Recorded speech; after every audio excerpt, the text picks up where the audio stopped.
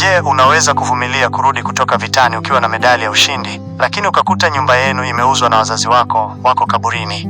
Hii ni simulizi ya kusisimua ya Milly, kijana aliyepigana vita vya risasi msituni, lakini akaja kupigwa na vita ya maisha nyumbani kwake. Kuanzia utoto wa ndoto hadi maumivu ya kupoteza kila kitu. Usikubali simulizi hii ikupite hadi mwisho. Kuna funzo kubwa la maisha ambalo litakubadilisha. Kama unapenda hadithi za kweli na za kusisimua,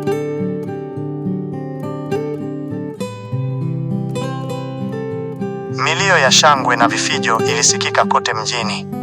Wananchi walijitokeza kwa wingi kuwapokea mashujaa wao waliokuwa wakirudi kutoka mstari wa mbele wa vita. Miongoni mwao alikuwemo Milly, kijana shujaa aliyevaa sare zake za kijani. Baada ya kupongezwa na majenerali wakuu ofisini na kupewa ruhusa ya kwenda kupumzika, Milly alielekea nyumbani. Alipojitupa kitandani, uchovu wa mwili ulimwacha, lakini akili yake ikasafiri mbali, ikairudia miaka 10 iliyopita wakati ndoto yake ilipoanza. Zamani Milly aliishi kwenye nyumba nzuri na ya kisasa. Maisha yalikuwa ya furaha tele. Tunamuona Milly akiwa kijana mdogo amesimama katikati ya wazazi wake, baba yake ambaye alikuwa jenerali mkuu na mama yake mwenye tabasamu la upendo. Siku hiyo mezani, baba yake alimwambia kinyota, "Mwanangu Milly, soma kwa bidii. Nataka siku moja uvae sare hizi na kulitumikia taifa lako."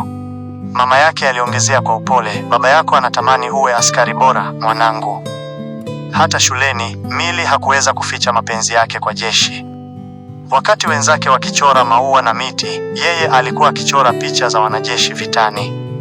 Mwalimu wake alipomuuliza kwa nini, Milly alijibu kwa ujasiri, "Nataka kuwa kama baba yangu." Miaka ilipita na Milly akatimiza umri wa miaka 30. Sasa alikuwa mwanajeshi kamili. Baba yake, akiwa bado ofisini, alimpa amri ya kwenda vitani kwa mara ya kwanza. Siku ya kuondoka, wazazi wake walimsindikiza uwanja wa ndege kwa machozi ya fahari na hofu. Lakini akiwa vitani, giza lilianza kutanda nyumbani. Mama yake alishikwa na ugonjwa mbaya na kufariki dunia. Pigo hilo lilimvunja moyo baba yake Milly. Upweke na huzuni vilipelekea kuanza kunywa pombe kupita kiasi ili kusahau maumivu. Muda mfupi baadaye, naye akafariki kwa msongo wa mawazo. Nyumba yao ya kifahari ikauzwa na watu baki bila Milly kujua. Pasipo na mtu, Milly alirudi kutoka vitani akiwa na medali ya ushindi, akitegemea kukumbatiwa na wazazi wake. Alipofika kwenye ile nyumba nyeupe, alimkuta mgeni. "Wewe ni nani na unafanya nini hapa kwetu? Ondoka!" Milly alifoka kwa hasira na mshangao. Yule mpangaji alimjibu kwa huzuni, "Hii nyumba ni yangu sasa, niliinunua baada ya wazazi wako kufariki." Dunia ilizunguka. Milly alikimbia hadi ofisini kwake, ambapo wenzake walimthibitishia habari hizo za kusikitisha. Akiwa amevunjika moyo, alielekea makaburini. Alipiga magoti mbele ya kaburi la wazazi wake, akilia kwa uchungu huku akiweka maua. Aligundua kuwa ingawa ameshinda vita vya msituni, amepoteza watu muhimu zaidi maishani mwake. Alibaki na sare yake tu kama kumbukumbu ya ahadi aliyompa baba yake. Baada ya siku kadhaa za kulia na kushinda makaburini, Milly alijikuta akiwa amekata tamaa kabisa. Ile nyumba kubwa ya kifahari sasa ilikuwa ni kumbukumbu tu, na yule kijana mdogo mwenye furaha alikuwa amegeuka kuwa mwanaume mwenye majeraha moyoni. Siku moja, akiwa amekaa peke yake kwenye chumba kidogo alichopanga, alifungua sanduku lake la zamani. Ndani yake alikuta barua iliyoandikwa na baba yake kabla hajafariki. Barua hiyo ilisema, "Mwanangu Milly, kama unasoma barua hii, jua kuwa nimeenda kuungana na mama yako. Vita ni ngumu, lakini maisha ni vita ngumu zaidi. Usikubali huzuni ikushinde. Kuwa mwanajeshi haimaanishi tu kubeba bunduki, bali ni kuwa na moyo wa chuma hata wakati wa zoruba." Maneno hayo yalimfanya Milly afute machozi. Alitambua kuwa jina lake lililokuwa kifuani halikuwa tu kitambulisho cha kazi, bali ni heshima kwa wazazi wake waliopenda kumuona akitumikia taifa. Milly aliamua kurudi kazini kwa kishindo.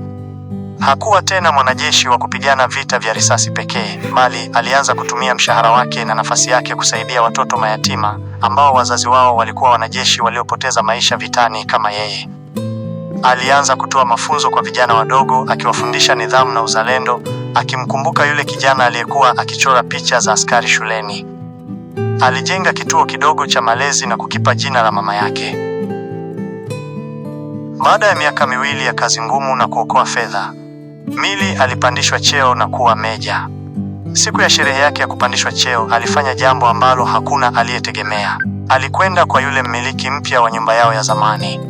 Badala ya kufoka, alizungumza naye kiungwana na kumwomba ainunue tena nyumba hiyo.